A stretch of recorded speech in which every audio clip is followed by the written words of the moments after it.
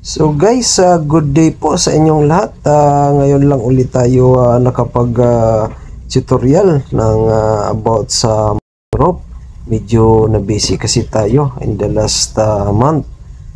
So ngayon guys, ang gagawin natin is mag-i-splice tayo, magkukunik tayo ng broken 4-strand heaving line.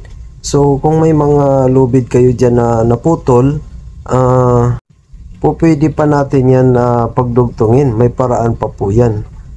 Mapa 3-strand man o 4-strand, ngayon 4-strand muna gagawin natin. Yung sa 3-strand, gagawa na lang uli ako ng isa pang video para sa 3-strand. So guys, umpisahan na natin.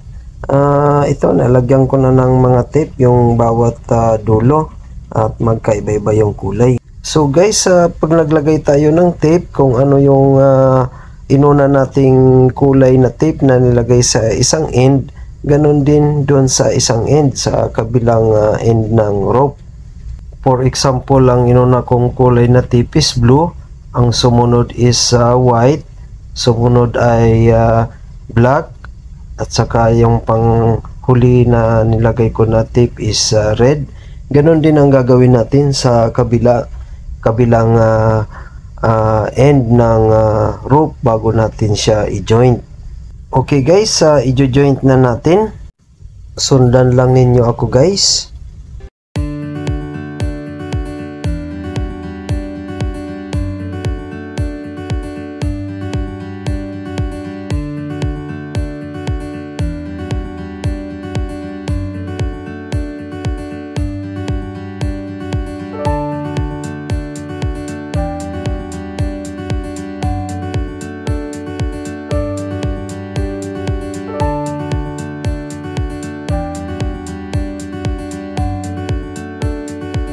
Okay guys, na-joint na natin at saka nalagyan ko na ng tape yung kabila para hindi siya maghiwalay.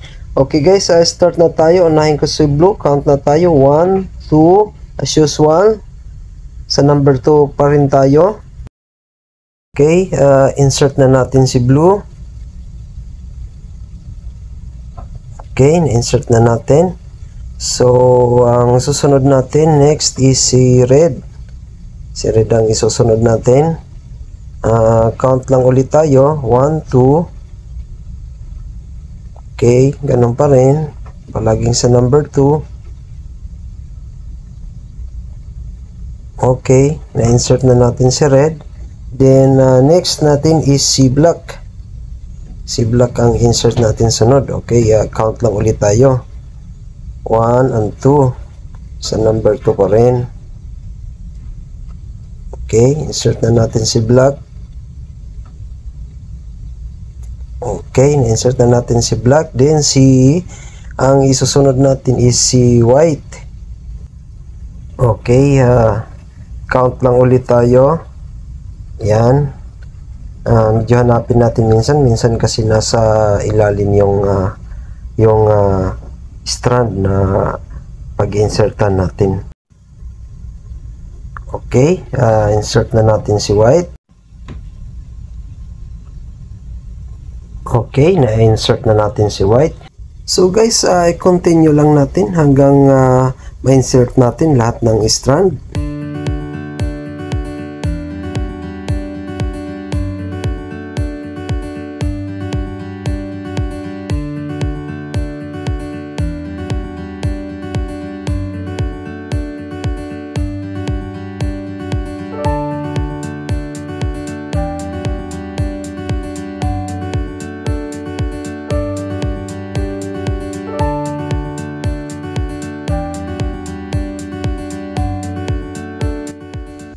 Okay guys, na-insert na natin lahat yung strand sa kabila. So, dito naman tayo sa isang side. Tatanggalin ko na itong tape na nilagay natin kanina. Okay. Okay guys, dito naman tayo sa isang side. Dito naman tayo mag-insert. Okay. Start tayo ulit. Count ulit tayo. Unahin ulit natin si blue. Count ulit tayo. 1, 2. Okay, dyan natin insert si blue. Okay, insert na natin si blue. Okay, na-insert na natin. So, next is si red. Count ulit tayo. 1, 2. Okay, dito natin i-insert si red. Okay. Okay, na-insert na natin si red. So, next is si black. Okay, count ulit tayo. 1, 2. Yan. Diyan natin i-insert si black. Si black. 1, 2. Okay.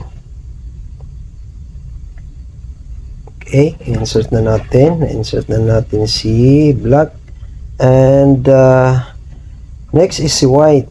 Okay, same as usual. Count ulit. 1, 2. Okay, dyan natin i-insert si white.